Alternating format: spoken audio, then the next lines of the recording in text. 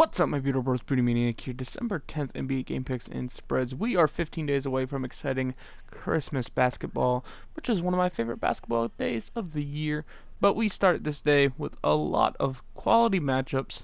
We got about 11 games, and I would say about 6 or 7 of them are at least watchable quality. You know, the Wizards at the Pacers. I like this one for sure. I like watching John Wall play the ball. And I like watching Sabonis when he's in the game, even though I think he should get more court time, but that's just personal. Then you have Indiana's favored by 6 in this one. I like them. I think they're slightly more athletic than Washington right now. But Beal has been having a hot streak. Otto Porter needs to get clicking just a little bit more. If Beal, Porter, and Wall could all get going, boom, this Washington Wizards team would be a monster. But that being said, I think the Pacers are a little bit too hot right now, currently 16-10.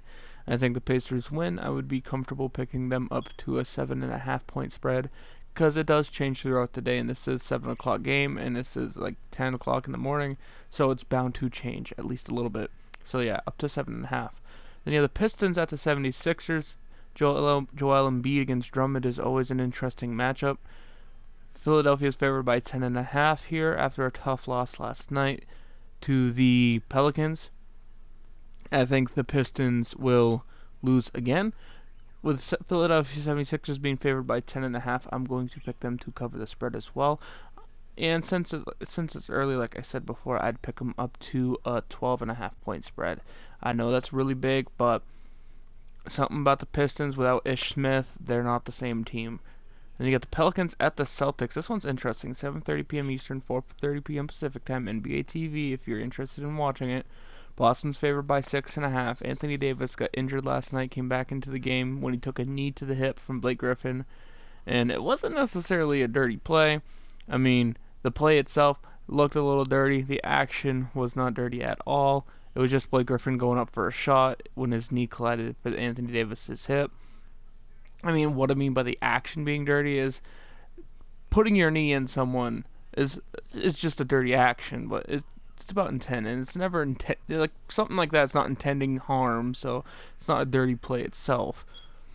I'm gonna pick Boston to win here. Ever since they moved Jaylen Brown to the 6-man and moved Marcus Smart up, I think it's helped this team for multiple reasons. Brown is a player who needs the ball more, and Smart is a player who can play off the ball, can play with the ball, can move it really well, get the rebounds, play defensively, but he doesn't demand the ball so much, so it's a little bit more freedom for Kyrie Irving and Jason Tatum.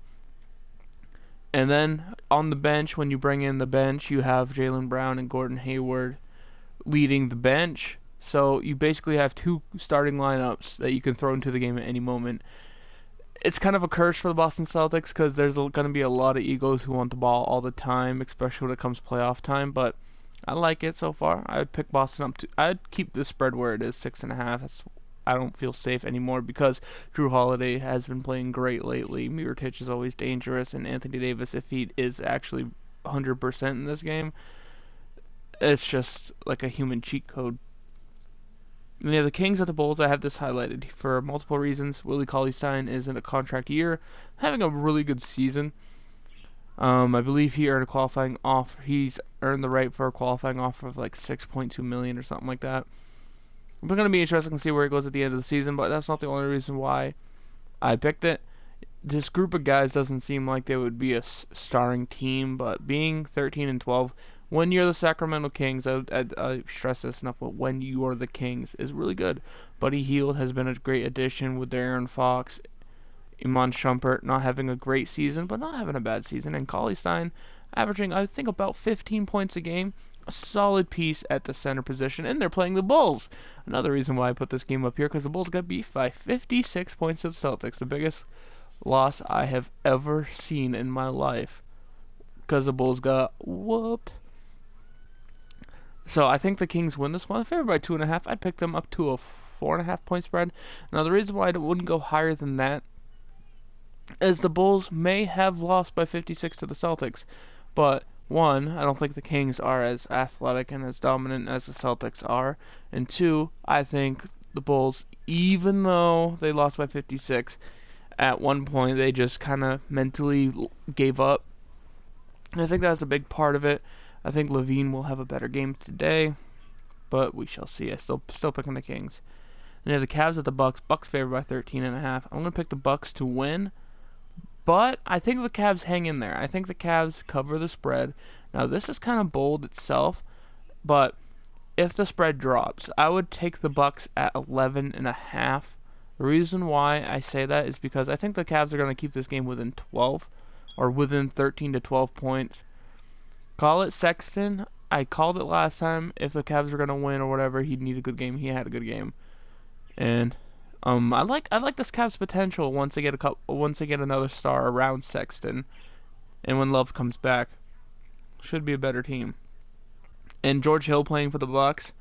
Gonna be interesting the fact that these two just traded team or members with each other. Now they play.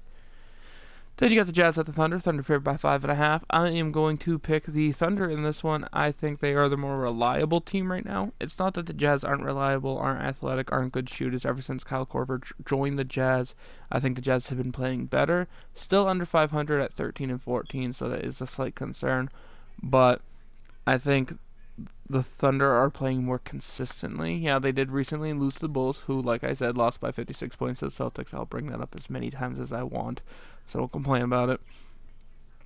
But I like consistency. That's one thing I do consistently throughout all of whatever I pick. If you're consistent, I honor that more than if you're dominant but highly inconsistent. I think the Jazz can make this close. I think this could be a 2-3 point game, but I'm gonna pick the Thunder to win this one and cover the spread. 5.5 is as high as I'd go, but it should be a good game. Now for the final five, we have the Magic at the Mavericks. Mavericks favored by 4 in this one. I think they win and cover. The Magic had a good run, but I think the lack of athleticism and dynamic play from the guard position is starting to really show as a huge weakness for the Magic. So against Cheech, or however you pronounce his last name, I think they lose. 4.5 favorites for the Dallas Mavericks. I think they would win up to a 5.5 point spread. So just in case that changes. Then you have the Grizzlies at the Nuggets. Nuggets currently favored by 2 here, but I'm going to do something I never thought I would. With current injuries the Nuggets are facing, I'm going to pick the Grizzlies in the upset here. And I would even pick the Grizzlies if they became spread favorites up to 3.5. That's how confident I am in this Grizzlies pick, even though I know I'm going to get it wrong, because the Nuggets always come through when I don't think they can. But I think the loss of Millsap in this one is going to be huge, especially defensively, because Millsap's having a very good season, a very underrated season. To see him break a toe, it's kind of heartbreaking a little bit. Then you have the Clippers at the Suns. Both teams that are spiraling down, but the difference is the Suns have stayed down. They have been beaten down, and they look like they're not getting back up. Clippers are falling off a skid, like I said in my playoff video yesterday. The Clippers were the first seed just a couple weeks ago, and now they're all the way down to the 4th seed at 16-9. I think they win this one, though. I think they start to get into a little bit of a rhythm. I like Tobias Harris in this one. 11-point favorites. I'd take them up to 11.5. And I know they could probably win by more, but the Suns team, they're one of the teams that they might lose a lot, but they aren't terrible when it comes to the spread, at least. Now, no Devin Booker is a huge concern, but the Clippers don't have Luke Mbah-a-Moute, or they shouldn't have Luke Mbah-a-Moute tonight, so it should be interesting. Timberwolves Warriors, this one's very, very interesting, in my opinion. I know I say that word a lot. Warriors currently favored by 10.5. I'm going to pick the Warriors to win this one and cover easily. Obviously, they're Golden State Warriors. But if you think about like potential finals matchups from the beginning of the year, you have 2 players in Saric and Covington who would have potentially been in a finals matchup against the Warriors for the 76ers. But now they're with the Timberwolves with Karl-Anthony Towns having a good season. But I think the Warriors are better shooters. I think they're slightly more. I think they're more athletic. So I think overall pace of game, I think it's just going to wear down Minnesota in the long run. I think they might hang close for the first 2-3 quarters, but I think Warriors pull away in the end. And you have the Heat at the Lakers, NBA TV, 10:30 p.m. Eastern, 7:30 p.m. Pacific time. If you're interested in watching, Lakers are favored by 6.5 currently. I'm picking the Lakers to win this one in cover for the sake of LeBron James. And fun fact for anybody who is interested in watching and anybody who's made it this far, thank you. I highly appreciate it. But this is the last ever matchup between LeBron James and Dwayne Wade. Anyway, guys, have a good day. See you tomorrow. Peace.